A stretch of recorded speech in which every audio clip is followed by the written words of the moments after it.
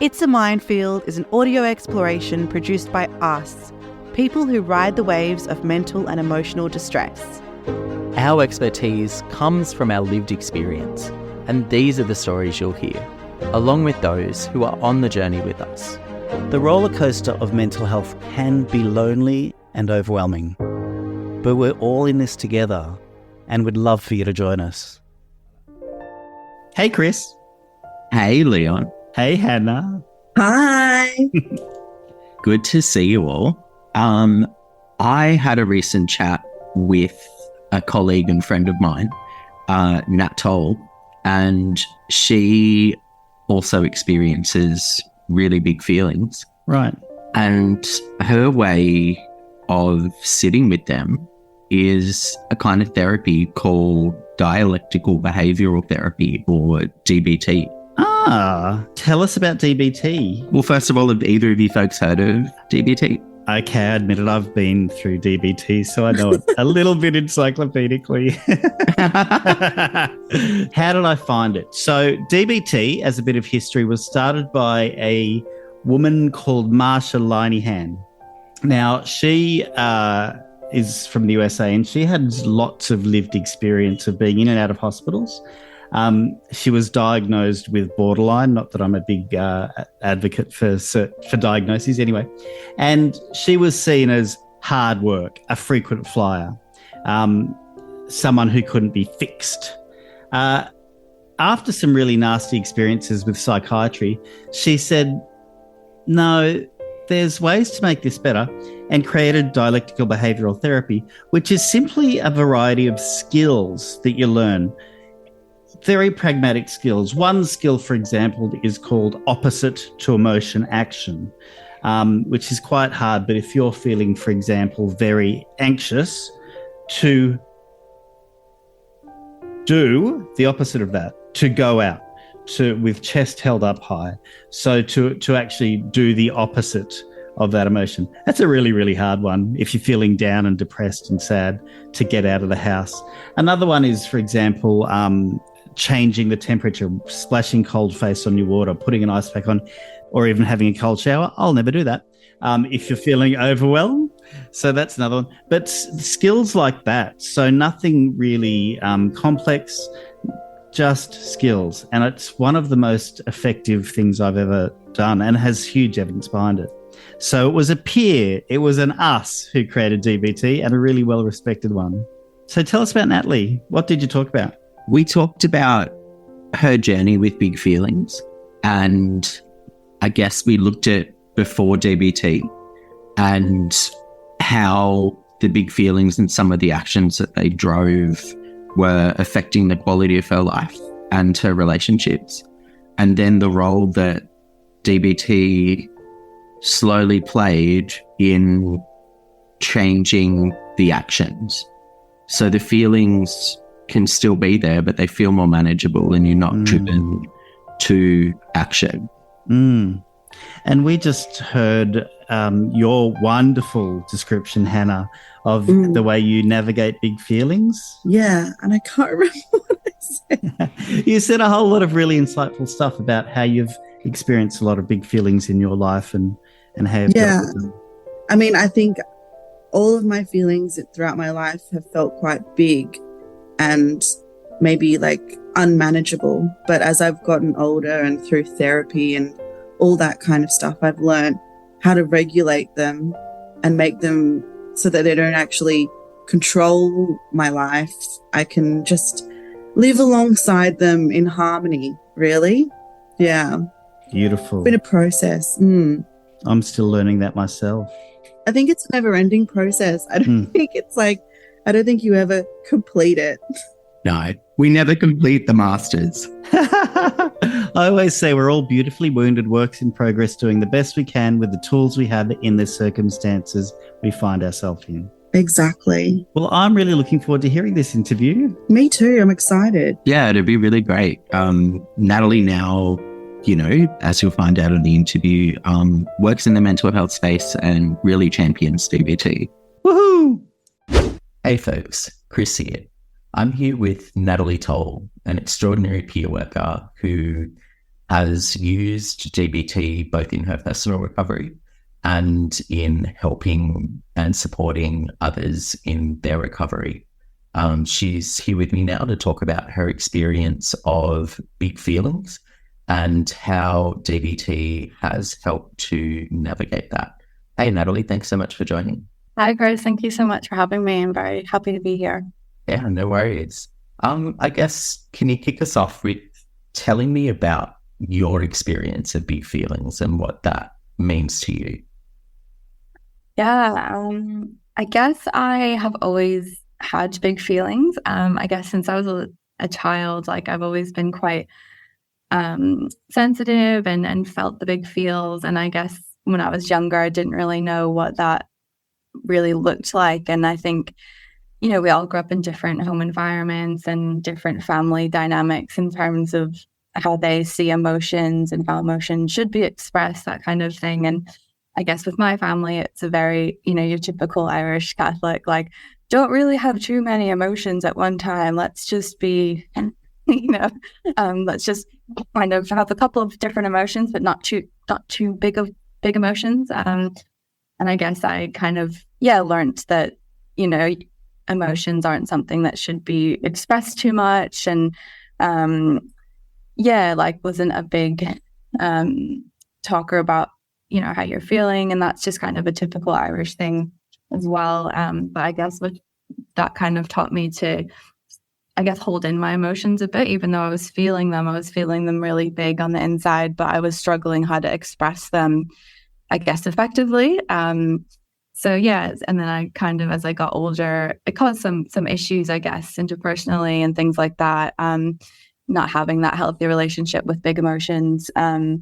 And then, when I started to do some therapy and kind of work on myself, I learned that having big emotions is so fine and it's okay. And it's really how we look at them and frame them. That's the power of, like, you know, expressing them in a healthy way, and can be a bit of a superpower. Like, you feel big things and that's okay. It's how you kind of express and manifest the feeling that, it's kind of, it can either lead to, you know, doing some ineffective things or when you kind of harness the power of getting to know your emotions and feeling them, it's a really beautiful thing. Yeah. How did therapy help with getting to know your emotions? I think it helped me destigmatize emotions and kind of get in touch with them. Like, I feel like growing up, I only had, like, either I was angry or I was sad or I was okay. And, like, going to therapy, it was like, there's no other emotions that exist. There's no gray. No.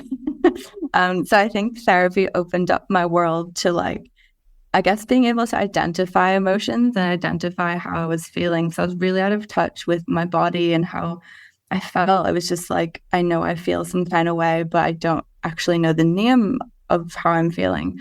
So it helped to be like, okay, I'm actually feeling a little bit lonely. Maybe that's why I'm feeling a bit sad. Or, oh, I'm actually really happy. Like, this is happiness. Like, I guess I've always had, you know, my emotions have been very extreme. So it's kind of like making them less intense in a good way. And kind of knowing how, when an emotion comes up for you, what that's signaling you and telling you was really helpful. Like, it really helped to know that we feel emotions for a reason and they signal to us. They're like signs. It's like something's missing. Like, you look at sadness, it's like, I'm sad because there's been a loss, or, you know, something's happened and that's making me want to withdraw and stay in bed all day. That makes perfect sense. So, like, you know, anger is like someone's crossed a boundary, or, you know, a value, something that you value has been taken away. Like, so I got really into, like, emotions and what they mean and what they signal, and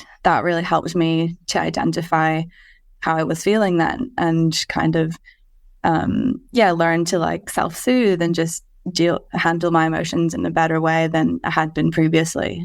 What were some of the barriers to getting support to handling your emotions initially? Like, I guess before you started getting support, or even before you knew maybe what kind of tools you needed? Yeah, that's a good question. I think a lot of people feel like this as well. Like they are so used to feeling like a bit anxious or feeling a bit flat or feeling a certain way for so many years of their life that they're just used to this feeling, and they don't think that maybe I shouldn't always feel anxious. Maybe I shouldn't always have depression. Like you don't see it as something that's kind of clinical or something that like could be helped. Like, so for me, I was just like trucking along being like, oh, it's so fine to have these intense feelings and be depressed and be sad and be happy, then like have this roller coaster. That was just so normal to me because that's all I'd known. And it actually took a manager in a previous role saying to like, I was clearly burning out at work because things were just coming up and that like from my past, and I wasn't really even realizing that. And then I was kind of burning out, and he was like, I think you should speak to someone. And I was kind of like, well, like I'm fine. Like, and then I did, and I was like so glad because yeah, it helped me be like feel that like what I'm going through isn't, I hate saying the word normal, but like it can be helped. Like what I'm experiencing, I can have a better quality of life. Basically, I don't have to keep living like this. So yeah, I guess the barriers were not really knowing that I could get help for this stuff, and also having the attitude of like, oh, I'll be fine. It's fine. You'll be right. Like, you know, that kind of just pull up your socks and get on with it. Like that's kind of the mentality I grew up around as well. Like just you'll be fine. Just keep going. Like, yeah, not thinking I was, I guess, deserving of feeling better because I thought, oh, this is just how I always feel. Yeah, if that makes sense. Yeah, that makes complete sense. What would you say to somebody who has been feeling like shit for a long time? And on one hand, they're, you know, acknowledging and weighing up that, hey, I need some support. And then part of them that is like, I felt like this forever. It's never going to change. Yeah. I feel like if someone said that to me, I'd be like, what are you talking about? Like, so I'm trying to think of it. What can I say that would be helpful? I think just knowing that for me, it was like a self-worth thing. It was like, well, I need to just get on with it. Like maybe, you know, there's other people out there that are worse than me. But I would say to anyone that's like struggling and thinking about reaching out is like, do it. Like, I think that everyone should have therapy. I think it's just this space for you to come back to yourself and explore like who you are, why you feel certain ways. It's okay. And yeah, I'll just say take the leap. It does take, you know, courage, and it's really hard to navigate mental health systems. I was so confused because like I'm not from Australia, so navigating it was difficult and challenging, but I would just say go for it. Like you're really doing your future self a favor. And it's scary. It's a bit of all of the feels, but I think do it anyway. You're involved in delivering and creating a program of therapy around dialectical behavioural therapy. Tell us a bit about dialectical behavioural therapy, I guess how it's helped you, and I guess support other people access it. Yeah, so I've done DBT as part of my own like recovery journey, and it's really the gold standard treatment is doing a year of 4 modules in a group setting around emotion regulation, distress tolerance, interpersonal effectiveness, and mindfulness. And it's done in a group setting because you kind of learn from others who are in it with you and going through similar struggles. It's facilitated typically by a psychologist. And I found it life-changing. Like it really, really helped me so much, especially with things like suicidal thinking and kind of the ineffective coping strategies that I'd developed over time. And then, when I started working as a peer worker at a hospital, they were delivering it. And I was like, oh, I really want to like be involved in this, but obviously I'm not a psychologist. So like, I can't really teach it or deliver it. Anyway, long story short, I reached out to the facilitators in the DBT team, and they were more than happy to have me help facilitate the group as well from like a lived experience point of view. So I was so happy. Like I was like, this is awesome that I'm actually teaching and helping people to learn the skills that I find so life-changing. Yeah, so it's kind of, the term dialectical is really, it means working with opposites. So it's kind of working with change, like knowing, okay, I need to change, but and accepting that. So like acceptance and change are kind of opposites. So it's kind of working with the two together to build a life worth living. Yeah, I found it really, really helpful. Yeah. And is that a therapy that has helped you build a life worth living? Yeah, definitely. I think it was like, it kind of kick-started my recovery journey, really helped me remove a lot of judgment around how I was feeling and what I was going through and the diagnosis I was given. So it's kind of like, oh, great, like I can get help with all of this. And I felt like all of the skills were like taught and tailored for me. And I was like, wow, this like, but like so many other people struggle with it. So I was like, that's so cool to know. I don't know if cool is the right word, but like it's so relieving to know that I'm not the only one who thinks like this or struggles with this. I found it really validating and helpful. Definitely hard at times to learn new skills and get rid of old unhelpful skills, but it's kind of like it's a practice. Like DBT is a philosophy and an ongoing practice, which I like as well. It's not like, okay, I've done it now, I'm better. I still practice the skills all the time, even now. So yeah, it sounds like that validation played a big role in healing and improving. Yeah, because I think like, yeah, as I said before, it's kind of like, oh, just get on with things, like you're fine, like, and I'm like, I wasn't fine. Yeah, exactly. But knowing that there's a word and terms for what I'm going through and things can get better, like that gave me a lot of hope. Yeah.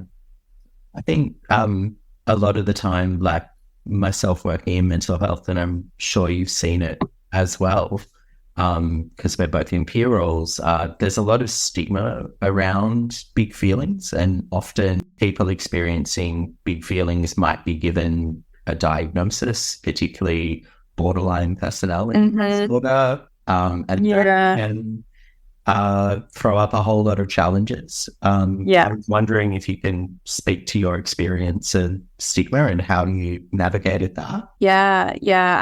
When I learned about borderline personality disorder, I kind of learned the like I'd worked in mental health and heard it, and then I'd heard how people speak about people with BPD, and it was always quite negative. Like it was like, attention seeking, being manipulative, blah blah blah. And I was like, God, well, these people sound hectic. Like, you kind of like that's how people are talking about them. So you're like, oh, okay. And then, when I started doing therapy and learning more about BPD and complex trauma, like seeing it from a trauma lens really helped, because it's kind of like you're learning how to gain connection, get needs met.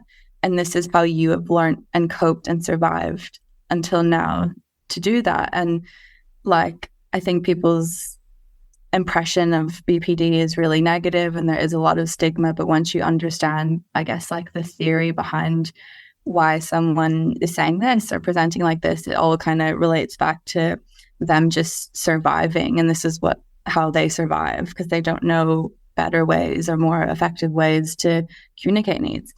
So I think when you look at it like that, especially through a trauma lens, it's really helpful. And we have, big feelings because you learn to be hypervigilant in your environment and learn like to read people and to gauge the room. And like, it's a bit of a superpower. Like one of my psychiatrists said that to me, like you're a super feeler. Like I was like, oh yeah, okay.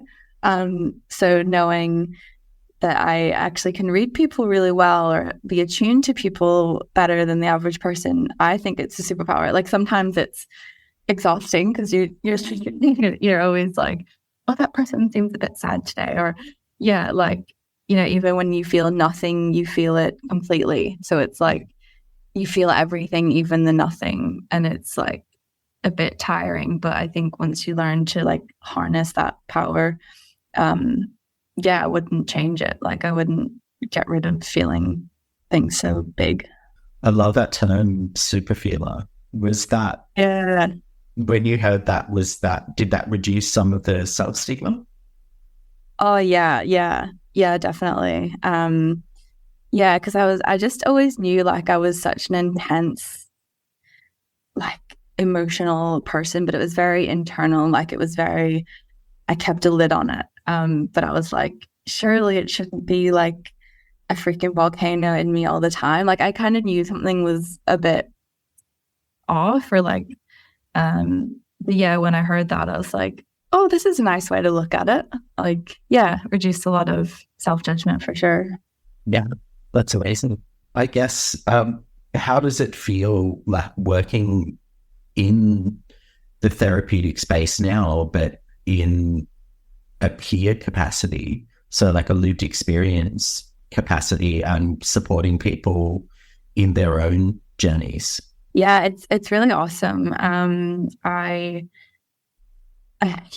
really enjoy it. It can be quite like mentally taxing at times because you're with people who, you know, have are going through a lot of what you went through, and it can kind of bring up stuff like, oh yeah, like I remember when I did that and when I was feeling like that, you know, like, and I'm like, God, sometimes I don't get paid enough because we're just like, I don't know. We're feeling all the feels like from a personal and professional lens, and but it's really lovely. Like I've had so many amazing conversations with people, and people have said, you know, things that have just stayed with me. I really like. I used to work in tech in the psychiatric emergency, and people coming in sometimes the first time ever feeling suicidal, and I'm there. I've been like, yeah, I've been there so many times. Like it's okay. Like, you know, removing the stigma that they have, removing the judgment on themselves, and being like, things can get better. Like, I'm still here. You can continue to build a life worth living. This is a crisis in your life that you will overcome. Like, kind of just giving people that hope. I just love doing that. And seeing people's responses being like, oh, wow, okay. Like, you've experienced this too. Like, I'm not crazy. Like, I've really enjoyed that, and I'm working with young people now, which I really love as well, kind of when they're at the start of their journeys. So kind of setting them up and giving them a good contact with a mental health service is really fulfilling and rewarding. How do you, I guess, take care of your own emotional health and like well-being when you are carrying other people's stories and experiences that may closely relate to us and do closely relate to us? Yeah, and it definitely happens. I think I try to always check in with myself at work and be like, okay, where I'm at today. Like, didn't sleep very well last night. I'm a bit stressed about this. And if I'm not kind of in an amazing headspace, I'll maybe, like it when I worked at the hospital, I wouldn't go to the psychiatric emergency because I'm like, I'm feeling a bit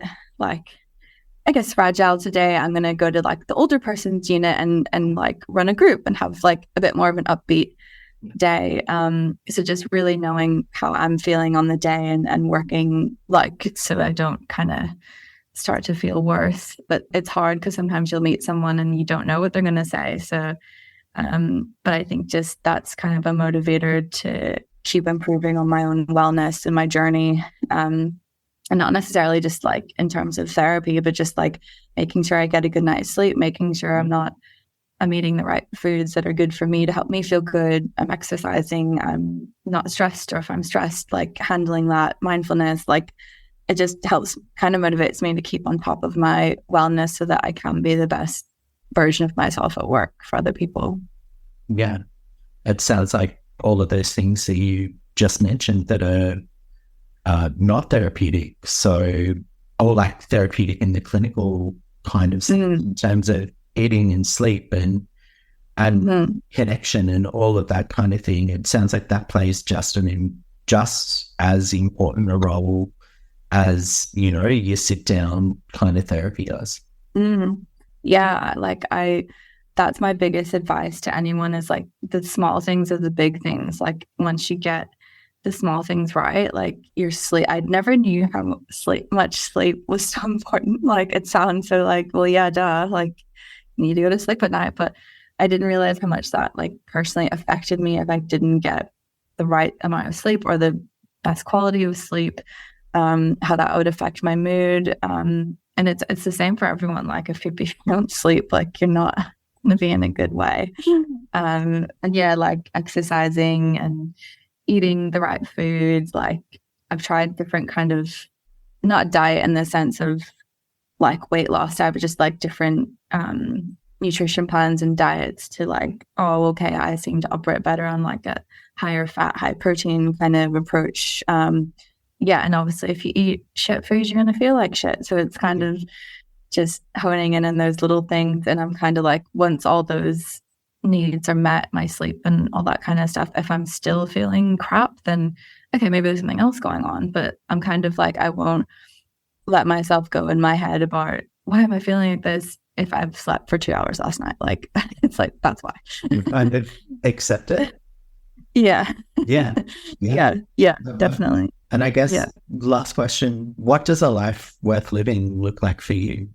What does that mean to you? Oh, I don't think I've ever been asked that. I think for me, it's living in the here and now as much as possible, trying not to live in the past or the future, and living a life that I feel I'm my most authentic self, and that I'm pursuing things in life and being around the people in life that are meaningful to me and that give me purpose. And yeah, like you used to like say, like acceptance is a huge part of that. Like bad things might happen, you just have to accept them. This is life. It's a roller coaster for everyone. Yeah, just being like my authentic self's been a big thing for me, because I spent a lot of time like not really knowing who I was and figuring that out and not knowing what my identity was and kind of living for other people. And so I think living for myself and doing what is most authentic and true to me is my way of living a life worth living. That's perfect. Thanks so much, Nat. Really appreciate you joining us. Thank you. Thanks for tuning in. It's a Minefield is produced by Chris Jaeger, Hannah Achilles. And Leon Fernandez. Audio by Lockie Hilda. We're kindly supported by the Mental Health Commission of New South Wales. You can reach out to us at iamf.org.au.